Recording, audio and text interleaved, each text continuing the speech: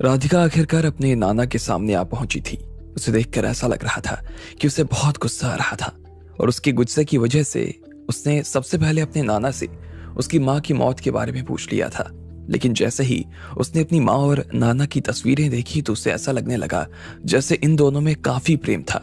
अब राधिका भी इसे देखकर पिघल गई और उसने अपने नाना को अपना लिया था। इधर लकी भी उनसे बात करने लगा। लकी के बारे में उन्हें पहले से ही सारी चीजें पता चल चुकी थी। हाँ, मुझे पता चला, सुनकर बुरा भी लगा। मुझे समझ नहीं आ रहा कि शिवराज भाई ने आप जैसे आदमी को अपने परिवार से बाहर जाने दिया कैसे। मैं तो इसकी कल्पना भी नहीं कर सकता हूं, पृथ्वीराज ने कहा। उनकी आवाज में उनकी झिझक साफ महसूस हो रही थी। फिर उन्होंने लकी की तरफ देखा और पूछा, वैसे आप आगे क्या करने के बारे में सोच रहे हैं? मैं सच बताऊं तो मैंने अभी तक इस बारे में कुछ सोचा नहीं है। कल ही मैं और राधिका एक दूसरे से शादी करने वाले थे और हम दोनों ने एक दूसरे के साथ अपनी अंगूठियां भी बदल ली। लेकिन जयंत जी ने कहा कि आपके घर में शादी करने से पहले घर के बड़ों की मर्जी लेना जरूरी होता है। तो मेरे पास अभी तो कोई काम नहीं है, लेकिन मुझे यकीन है कि मैं आगे कोई ना कोई काम तो जरूर ढूंढ लूंगा। ऐसे में आप मुझे इस बात की आज्ञा दीजिए कि मैं राधिका से शादी कर लूं। लकी ने कहा।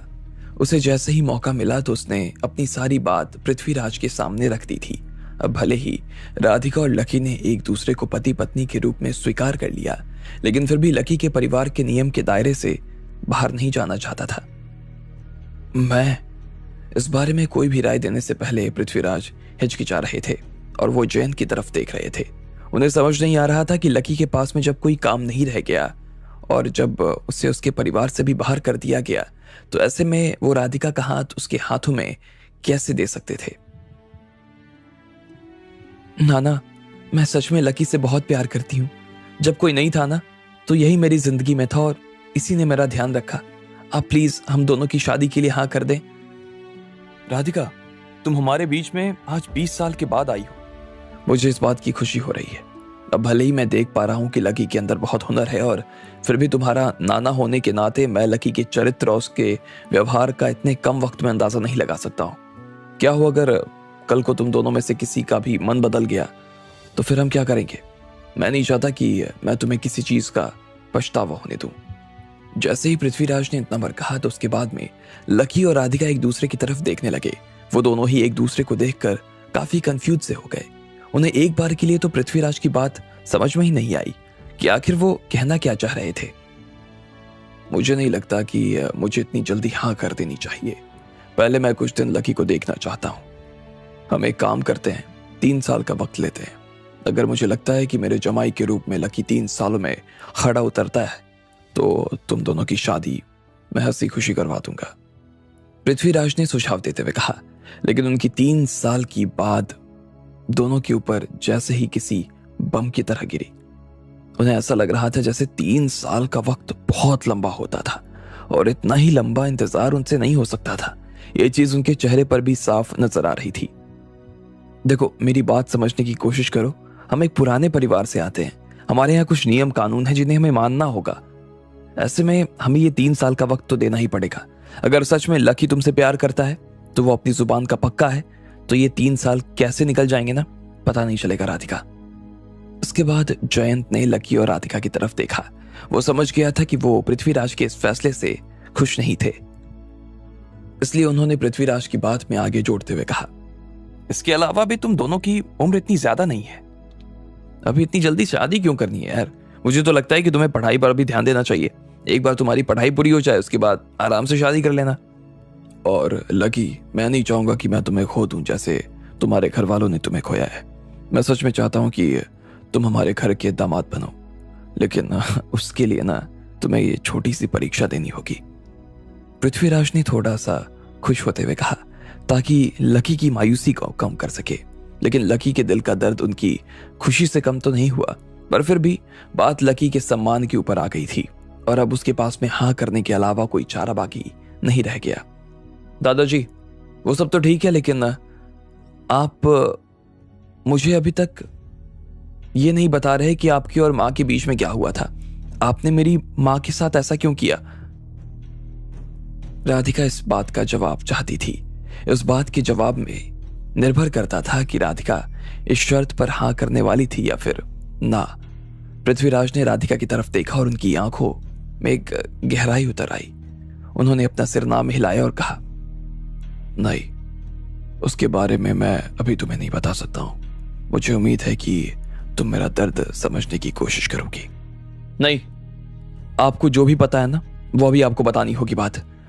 आपके बीच जो भी है ना, वो मैं उसके ऊपर अपनी तरफ से कुछ नहीं कहूंगी और खुशी खुशी उस बात को मान लूंगी। इसलिए आप मुझे बताओ कि माँ और आपके बीच में क्या हुआ था। राधिका ने गुस्से में अपनी मुट्ठियां भींच ली थी। राधिका, इतने में जयंत ने धीरे लेकिन कड़े स्वर में कहा और आगे बोला, मेरा परिवार तुम्हें किसी तरह का नुकसान नहीं पहुंचाता है। तुम्हारे नाना जी ने जो कुछ भी उस वक्त किया वो तुम्हें बचाने के लिए ही किया था। अब बार बार एक ही सवाल पूछने का कोई फायदा नहीं है। अगर तुम बार बार एक ही सवाल करती रहोगी तो हो सकता है तुम्हारे लिए खतरनाक हो जाए, और ना सिर्फ तुम्हारे लिए बल्कि हमारे लिए भी खतरनाक हो सकता है। ये बात सुनकर फिर से राधिका और लकी हैरान हो गए। उन्हें समझ नहीं आ रहा था कि आखिर ऐसी कौन सी बात थी जिसे पृथ्वीराज छिपा रहे थे।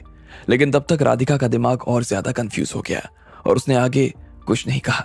वो चुपचाप वहीं बैठी रह गई। अपने नाना के दर्द को समझने के लिए शुक्रिया मेरी बेटी। मैं तुम्हें आने वाले वक्त में सब बता दूंगा, वादा है तुमसे मेरा,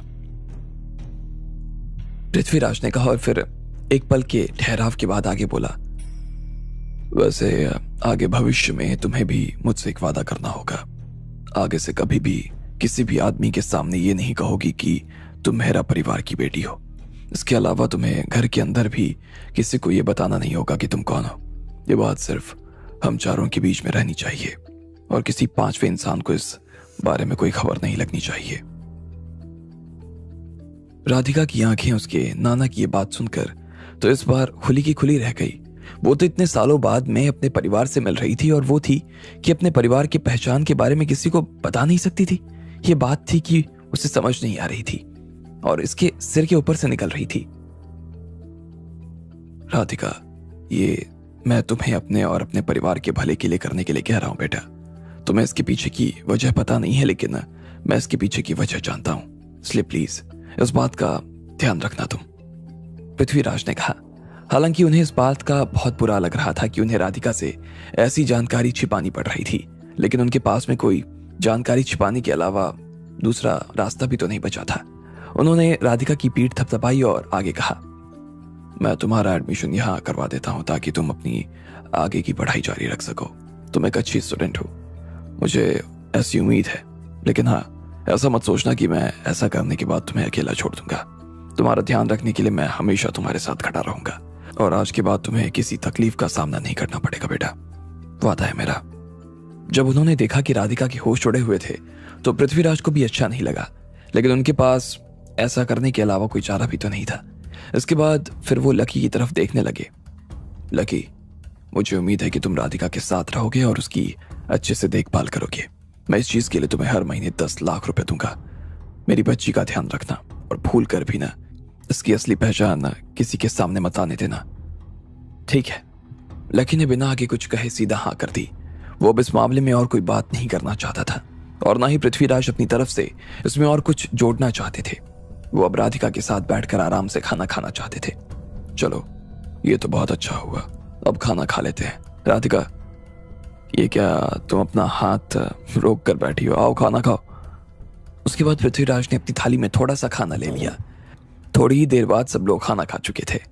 राधिका को ऐसा लगा कि जैसे वो अपने नाना और मामा के बारे में जो सोच रही थी वो लोग वैसे जरा भी नहीं थे।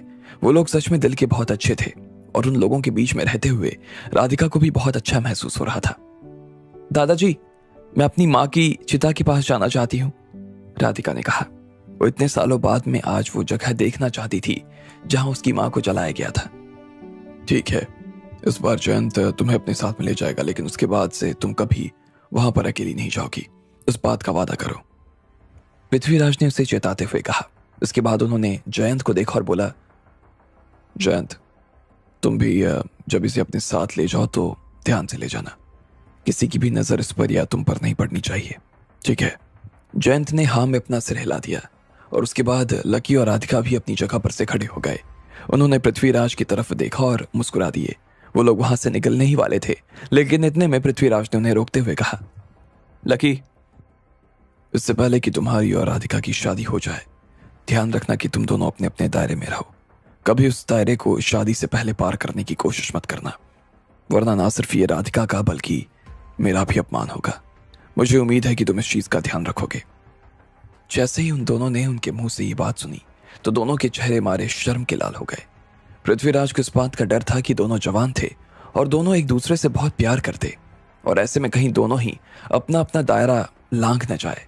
लेकिन लकी ने उन्हें विश्वास दिलाते हुए कहा, हाँ, आपको चिंता करने की जरूरत नहीं है, मैं आपकी बात समझ गया हूं और मेरी तरफ से मैं आपको कभी भी शिकायत का मौका नहीं दूंगा। राधिका, तुम्हारी माँ का पेंडेंट अभी भी तुम्हारे पास है ना? तुम उसे अपने पास ही रखना, लेकिन वो किसी की भी नज़र में नहीं आना चाहिए। तुम उसे लोगों की नज़र से बचा कर ही रखना। जी नाना जी, मैं भी इस चीज़ का ध्यान रखूंगी। बाकी आपको मेरी चिंता करने की जरूरत नहीं है, मेरे साथ लकी है, राधिका ने जवाब देते हुए कहा। जिस तरह से पृथ्वीराज ये बात कहते हुए उसे देख रहा था, उसे राधिका को यही समझ में आ रहा था कि उस पेंडेंट से जुड़ी हुई सच में बहुत कोई बड़ी बात थी। अब राधिका और लकी दोनों ही वहां से बाहर निकल आए थे। लकी ने उन चारों लड़कियों को रुकने के लिए किसी होटल की तलाश करने के लिए कह दिया था। वो राधिका के साथ में उसकी माँ की चिता देखने के लिए जा रहा था। अब आगे क्या होने वाला था? आखिर क्या था राज उसकी माँ की मौत का? आपको क्या लगता है, क्या होंगे इन सभी सवालों के जवाब? कमेंट बॉक्स में कमेंट करके हमें जरूर बताएं, और सभी सवालों के जवाब को जानने के लिए सुनते रहिए सिर्फ पॉकेट एफएम पर।